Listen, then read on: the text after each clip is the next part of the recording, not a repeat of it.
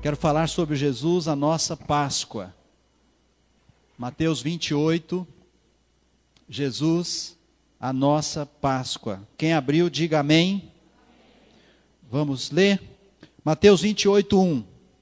No findar do sábado, ao entrar o primeiro dia da semana, Maria Madalena e a outra Maria foram ver o sepulcro. E eis que houve um grande terremoto, porque um anjo do Senhor desceu do céu. Chegou-se, removeu a pedra e assentou-se sobre ela. O seu aspecto era como um relâmpago e a sua veste alva como a neve. E os guardas tremeram espavoridos e ficaram como se estivessem mortos.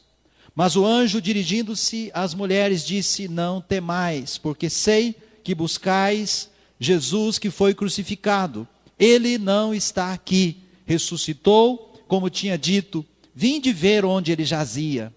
E depois depressa, dizei aos seus discípulos que ele ressuscitou dos mortos, e vai adiante de vós para a Galiléia. Ali o vereis, é como vos digo. E retirando-se elas apressadamente do sepulcro, tomadas de medo e grande alegria, correram a anunciá-lo aos discípulos. E eis que Jesus veio ao encontro delas e disse: salve. E elas, aproximando-se, abraçaram-lhe os pés e o adoraram. Então Jesus lhes disse: não temais, ide avisar a meus irmãos que se dirijam a Galiléia e lá me verão. Amém. Você pode dar um amém para essa palavra? Amém. Queridos, Jesus triunfou sobre a morte. Amém. Esse relato de Mateus, os outros evangelhos também relatam, mas aqui está muito claro o momento da ressurreição, quando as mulheres que eram seguidoras de Jesus, junto com os discípulos, indo ao túmulo, esperando encontrar o corpo de Jesus, foram levar bálsamos para embalsamarem o corpo de Jesus, né? Ficaram surpresas porque o túmulo estava vazio. Depois elas encontraram com Jesus, né? Jesus veio, apareceu a elas, falou com elas, elas o abraçaram e o adoraram. E Jesus então as acalmou e mandou que elas fossem avisar a todos os discípulos, para que eles se dirigissem para um determinado lugar na Galiléia, que ali eles encontrariam com Jesus. Eu quero que você veja aqui o versículo de número 7. O anjo disse para elas: ide depressa, dizei aos seus discípulos que ele ressuscitou dos mortos. Ele tornou a viver. Ele passou pela morte, ele ficou 3 dias no seio da morte, mas ele tornou a viver, ele venceu a morte, ele venceu por mim e ele venceu por você. Posso ouvir um amém seu? Amém. Ressuscitar é o quê? Tornar a viver novamente. Ele esteve morto, mas ele tornou-se a viver novamente. Agora, queridos, o sacrifício de Jesus, a morte de Jesus, a sua ressurreição, foi parte de um plano que Deus arquitetou, planejou, preparou para nós. Jesus não foi à cruz porque os judeus o mataram. Muitas pessoas têm raiva dos judeus por causa disso, porque eles pensam que os judeus mataram Jesus. Não. Os judeus foram apenas usados. Pilatos, os romanos que estavam ali, o governo romano sobre a cidade de Jerusalém naqueles dias. Mas Jesus foi à cruz por um plano de Deus. O plano de Deus, quando Jesus veio a este mundo, já estava determinado. Jesus iria passar pela cruz. Tanto que Jesus orou. Quantos lembram de Jesus no Getsêmani? Você lembra disso? Amém? Amém? Diga amém. Jesus no Getsêmani, ele ora e pede a Deus o quê? Se possível, passe de mim esse cálice. Todavia não seja como eu quero, mas seja feito o quê? A tua vontade. Era a vontade do Pai que Jesus passasse por esse processo de cruz. Eu quero te mostrar aqui Atos capítulo 3, versículo 19. Abra comigo, livro de Atos dos Apóstolos, capítulo 3, a partir do versículo 19. Olha o que diz aqui: arrependei-vos, pois, e convertei-vos para serem cancelados os vossos pecados. Versículo 20: a fim de que da presença do Senhor venham tempos de refrigério, e que envie Ele o Cristo, que já vos foi designado, Jesus, ao qual é necessário que o céu receba, até aos tempos da restauração de todas as coisas, de que falou Deus por boca dos seus santos profetas, desde a antiguidade. Versículo 22, disse na verdade Moisés: o Senhor Deus vos suscitará dentre vossos irmãos um profeta semelhante a mim, a ele ouvireis em tudo quanto vos disser. Acontecerá que toda alma que não ouvir a esse profeta será exterminada do meio do seu povo. Posso ouvir um amém seu? Amém. Moisés foi o profeta que Deus usou para tirar o povo do Egito, da escravidão de Faraó, onde eles estavam ali sofrendo debaixo do jugo de Faraó. Durante 400 anos eles estiveram no Egito e foram escravos, e várias gerações, vários filhos nasceram sob o regime da escravidão, sem direito a absolutamente nada. Absolutamente nada. E muitas vidas, e todos nós aqui, a maioria de nós, com certeza, né? Nós também estávamos debaixo do jugo de Faraó.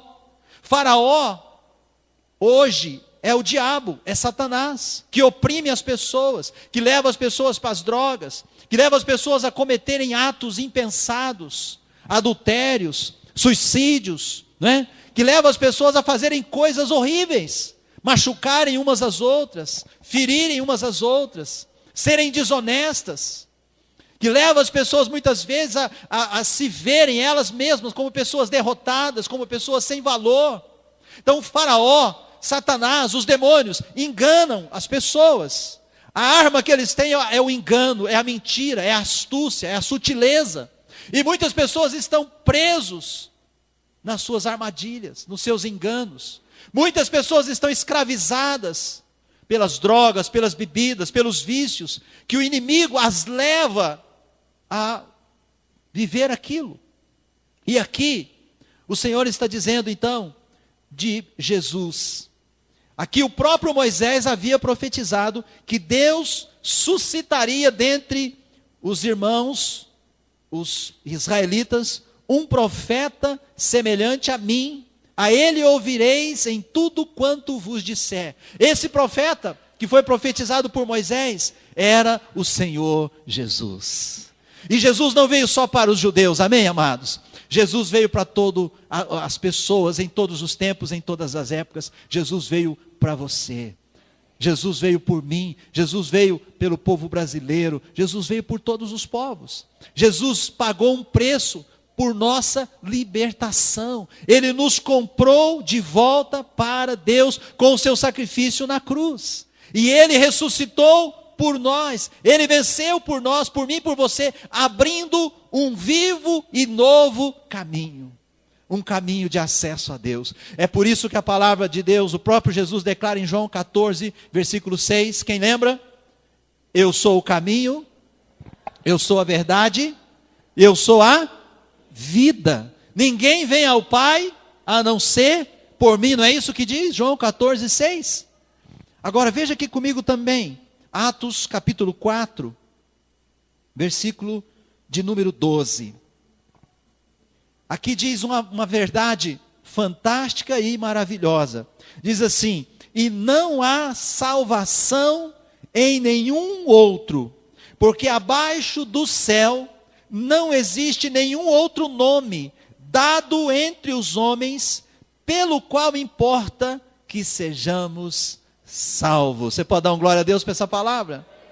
Quero dizer para você que me assiste na televisão, você de Uberlândia, você de qualquer lugar do Brasil que está me assistindo nesse momento, essa palavra é para você. Jesus é a sua Páscoa. Jesus é o caminho de volta para Deus. Jesus é o caminho da paz. Jesus é o caminho da felicidade. Jesus é o caminho da bênção. O texto está dizendo que em nenhum outro há salvação. Queridos, nós precisamos entender que nós precisamos da salvação que Deus nos oferece. Deus pagou um preço alto, Jesus pagou um preço alto para que eu e você tenhamos salvação, para que nós tenhamos esperança nesta vida.